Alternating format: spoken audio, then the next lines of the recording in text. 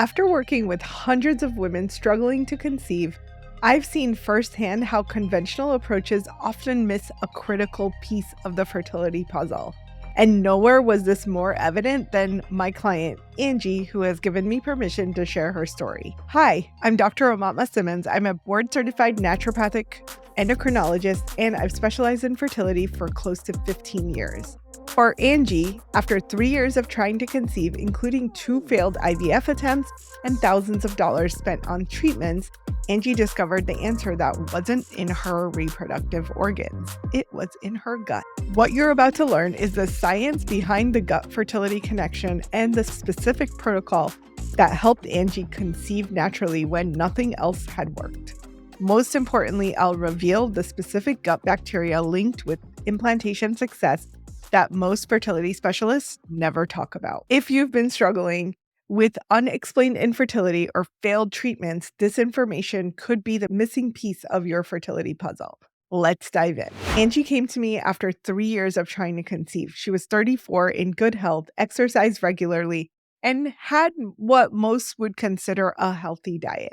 Her husband's sperm analysis was excellent, and all of Angie's tests came back normal, including regular ovulation, clear fallopian tubes, good hormone levels, and a normal uterine cavity. She had been through 3 medicated cycles, 2 IUIs, and 2 rounds of IVF, all unsuccessful. After her second failed IVF attempt with perfect-looking embryos, her fertility specialist labeled her case as unexplained infertility and suggested to consider a donor egg or adoption. Understandably, Angie was devastated. She felt like her body was failing her, but no one could tell her why. When she came to my practice, I suggested we look beyond the reproductive system and examine all the other potential factors that might be affecting her fertility. After a comprehensive intake, several red flags pointed to potential gut issues. Occasional bloating after meals, food sensitivities that developed in the last few years, frequent antibiotic use in her early 20s, and persistent fatigue despite adequate sleep. Angie was initially skeptical about the gut fertility connection. After all, none of her previous doctors had mentioned it. But at this point, she was willing to try anything that might help her get pregnant. Before I share what we discovered in Angie's case, let's understand why gut health is so crucial for fertility. Your gut microbiome, the trillions of bacteria living in your digestive tract, influences virtually every system in your body, including your reproductive system. These bacteria aren't just passive residents, they actively participate in hormone regulation, immune function, and inflammation control, all critical factors for fertility. One of the most important factors is what scientists call the estrobolome, the collection of gut bacteria that metabolize estrogen out of your body. These bacteria produce an enzyme called beta-glucuronidase that affects how estrogen is processed and recycled in your body. When your gut microbiome is imbalanced, a condition called dysbiosis, it can lead to either too much estrogen recirculating in your body or estrogen being eliminated too quickly. Either scenario can disrupt the delicate hormone balance needed for conception. Research published in the Journal of Assisted Reproduction and Genetics found that women with unexplained infertility had significantly different gut microbiome compositions compared to fertile women. Specifically, they had lower levels of lactobacillus and bifidobacterium species, bacteria known to support hormone balance and reduce inflammation. Another fascinating study from the Human Microbiome Project showed that certain gut bacteria produce compounds that directly influence implantation success.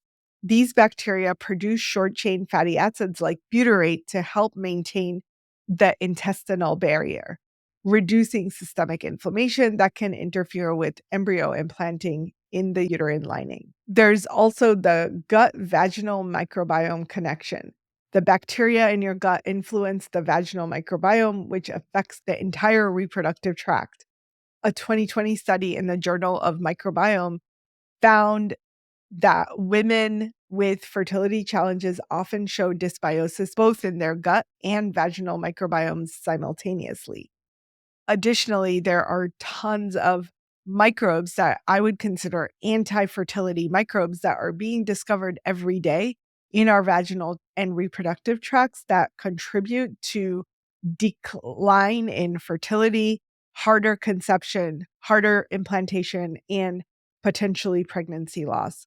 So, perhaps most importantly, your gut is where approximately 70% of your immune system resides.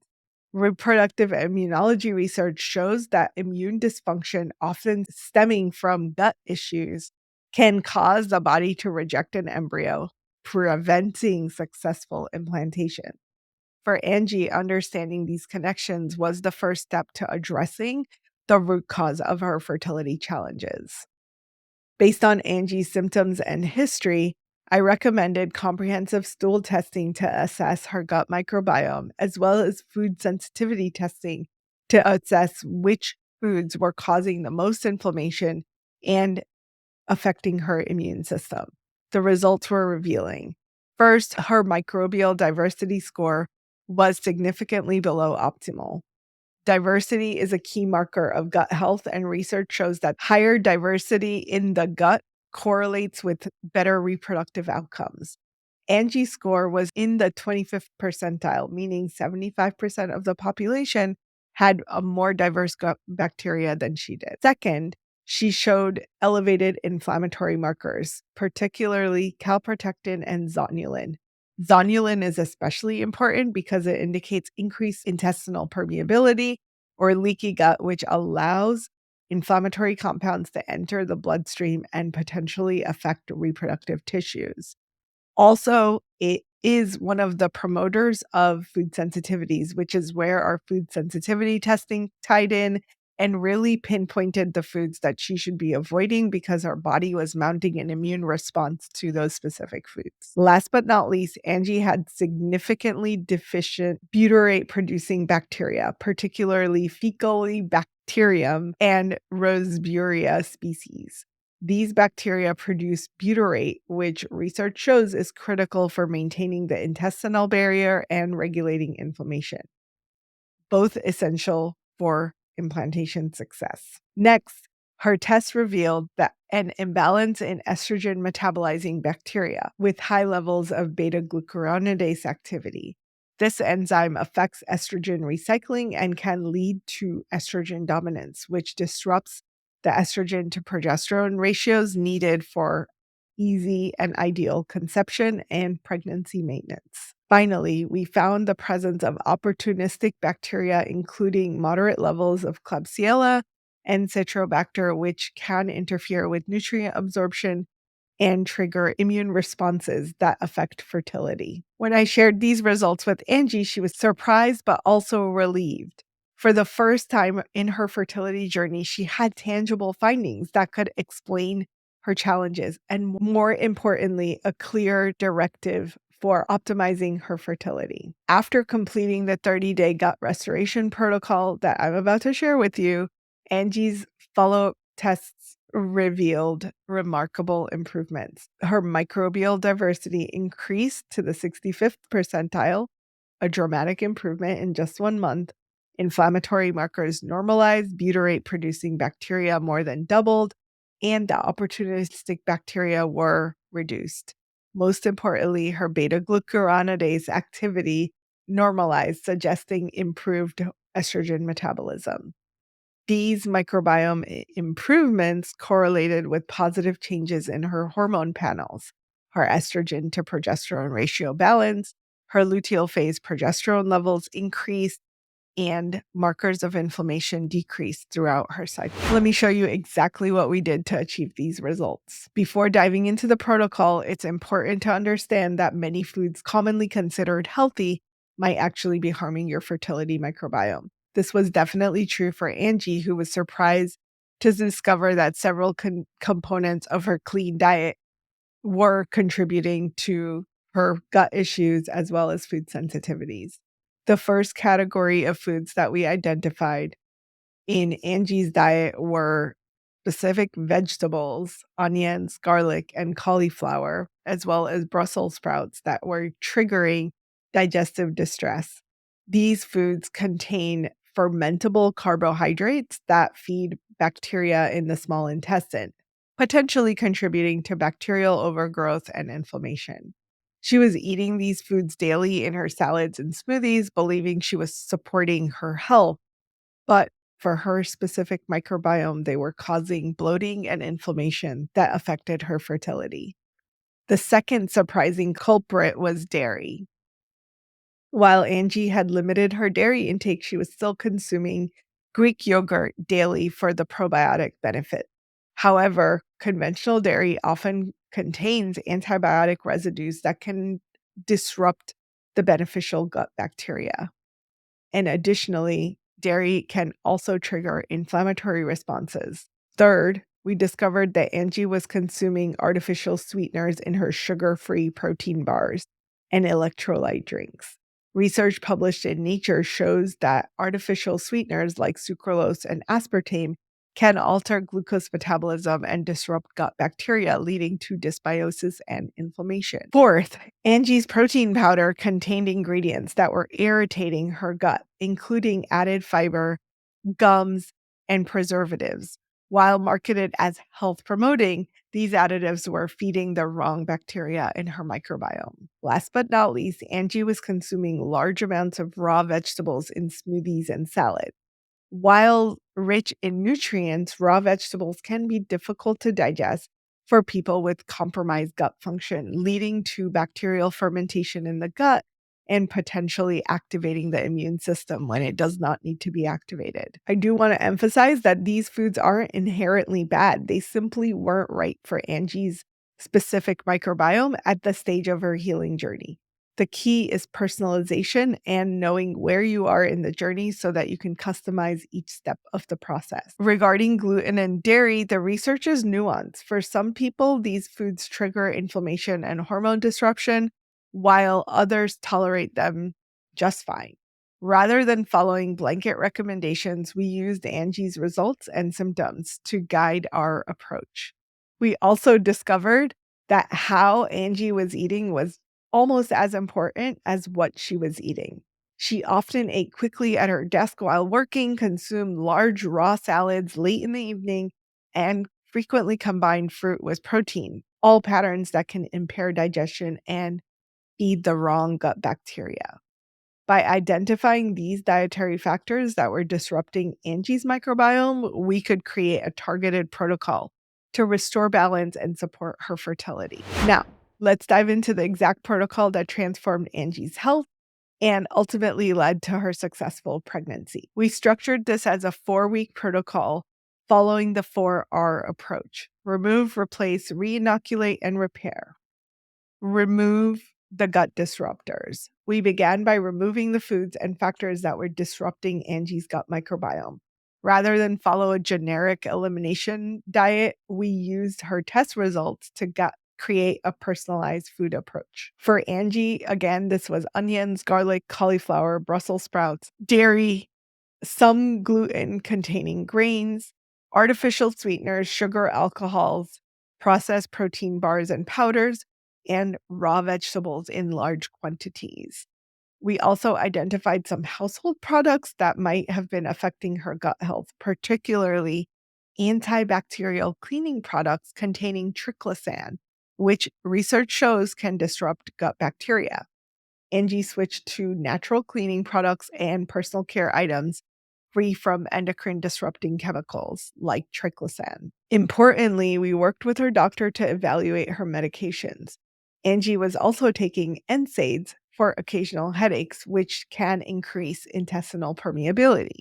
We found that alternative pain management strategies and temporarily discontinuing supplements that were not serving her gut health immediately. In the second week, while continuing the removal phase, we focused on optimizing Angie's digestive function to ensure that she could properly break down foods and absorb nutrients essential for fertility. We implemented a comprehensive digestive strategy, a broad spectrum digestive enzyme with meals to improve protein and fat digestion, apple cider vinegar, about a tablespoon in warm water before her meals to support stomach acid production, and bile support supplements containing artichoke extract and dandelion to support fat digestion and hormone metabolism.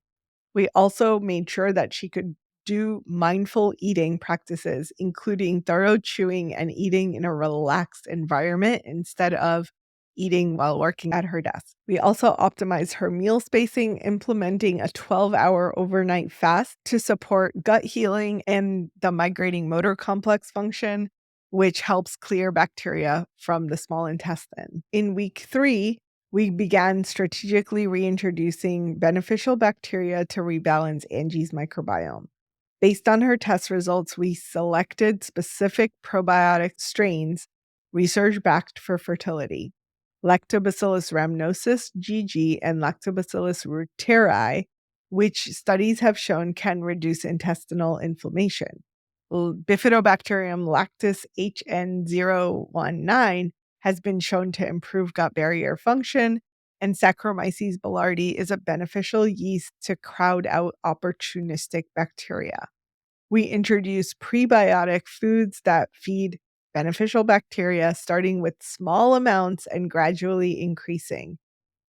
These are best received from resistant starch, such as partially green bananas, cooked and cooled starches like rice, oats, and quinoa, and small amounts of Jerusalem artichoke and jicama. Last but not least, we added in a modified citrus pectin as a supplement to support the estrobolome. We also implemented a strategic fermented food protocol, introducing small amounts of traditionally fermented foods. A coconut yogurt, which is a dairy-free alternative for avoiding the inflammation that was being caused by her dairy intake. Small amounts of fermented vegetables like sauerkraut and beet kvass were great to incorporate some probiotics in the form of food. For the vaginal microbiome, we suggested specific probiotics designed for vaginal health and discussed hygiene practices that can support a healthy vaginal microbiome. In the final week, we focused on repairing Angie's intestinal lining to reduce systemic inflammation and create an optimal environment for conception. Key nutrients for intestinal regeneration included L-glutamine, 5 grams twice daily on an empty stomach, zinc carnosine, which research shows specifically targets gut lining repair, collagen peptides, providing amino acids to support tissue regeneration. We emphasize anti-inflammatory foods and supplements like omega-3 fatty acids from low-mercury fish and supplements, turmeric, and with some black pepper for enhanced absorption as part of food, ginger both as tea and added into meals, and bone broths or vegetable broths with medicinal mushrooms to support the healing of the gut lining. For reducing the intestinal permeability, we included marshmallow root tea, which is one of my favorite ways to heal the gut lining and lower intestinal permeability. Finally, we implemented stress management techniques, specifically supporting gut healing, diaphragmatic breathing before meals to activate the parasympathetic nervous system, which supports optimal digestion, and a guided visualization practice focusing on gut healing. Gentle yoga poses that can stimulate healthy digestion, and vagus nerve stimulation exercises to improve the gut-brain connection. Throughout this protocol, we continuously monitored Angie's symptoms and made adjustments as needed. The key was personalization and flexibility. This wasn't a rigid program, but a responsive approach based on her body's feedback. As Angie progressed through the protocol, we tracked how her improving gut health was directly influencing hormone imbalances. Let me explain what connections we observed. First, let's talk about estrogen metabolism. Remember the estrobolome I mentioned earlier? As Angie's beneficial bacteria increased and beta-glucuronidase activity normalized, her estrogen metabolism improved. Before the protocol, Angie's estrogen was being recirculated excessively due to high beta-glucuronidase activity, creating a relative estrogen dominance. This was manifesting as heavy periods, breast tenderness, and mood changes before menstruation. As her gut health improved, these symptoms also resolved, and her estrogen metabolites on testing showed a healthier breakdown pattern. The science behind this is fascinating. When beta-glucuronidase activity is high, estrogen that should be eliminated gets reabsorbed into circulation. This disrupts the delicate estrogen to progesterone ratio needed for successful implantation and can interfere with ovulation and egg quality. Next, let's examine the gut progesterone connection that we observed. As Angie's gut inflammation decreased, her luteal phase progesterone levels increased by 43% without any progesterone supplementation. This happens because inflammation can impair corpus luteum function, the temporary gland that produces progesterone after ovulation. Additionally, gut inflammation can reduce progesterone receptor sensitivity, meaning even adequate progesterone levels might not have the desired effect on the endometrium.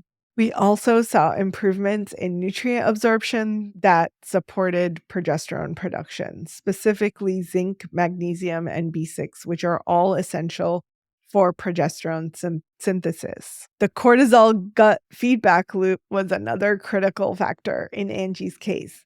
Before the protocol, her elevated intestinal permeability was triggering low-grade systemic inflammation, activating her stress response and increasing cortisol production. Cortisol is one of the key hormones in our body that lowers inflammation. So this chronic stress further damaged her gut lining, creating a very vicious cycle. A study in psychoneuroendocrinology demonstrates that this bidirectional relationship between gut health and stress hormones, showing how addressing gut health can normalize cortisol patterns, is super important. So, is your gut affecting your fertility? While Angie's case is remarkable, it's not actually unique. In my practice, I've seen similar results in many women with unexplained infertility and failed fertility treatments when we address their gut health. So, here are some questions to consider to determine if your gut might be affecting your fertility. Do you experience bloating, gas, constipation, or diarrhea regularly? Have you taken multiple courses of antibiotics in your adult life? Do you have food sensitivities or suspect that you have food sensitivities? Do you experience significant PMS symptoms like mood changes, breast tenderness, or water retention? Have you been diagnosed with an autoimmune condition or have the family history of autoimmune disease? Do you have skin issues like eczema, psoriasis, or persistent acne? Have you been told you have unexplained infertility and have had unsuccessful fertility treatments despite great embryos? If you answered yes to one or several of these questions, investigating your gut health might be a valuable next step. Angie's story illustrates the powerful connection between gut health and fertility that conventional reproductive medicine often overlooks. While addressing gut health may not be the answer for everyone facing fertility challenges, the growing body of research suggests that it should be considered, especially in cases of unexplained infertility or failed IVF attempts. What makes this approach particularly valuable is that it focuses on improving overall health, not just fertility. The same protocol that helped Angie conceive also resolved her digestive symptoms, improved her energy levels, and enhanced her immune system. Benefits that continued to support her health throughout her pregnancy and beyond. If you're struggling with fertility challenges, consider working with a healthcare provider who understands the gut fertility connection and can help you assess whether gut health might be the missing piece of your fertility puzzle. If you've enjoyed this video, make sure to give it a thumbs up, like, and subscribe. And if you have suggestions for future videos that you would like me to make sure you comment those below. Thanks, and I'll see you next time. Peace.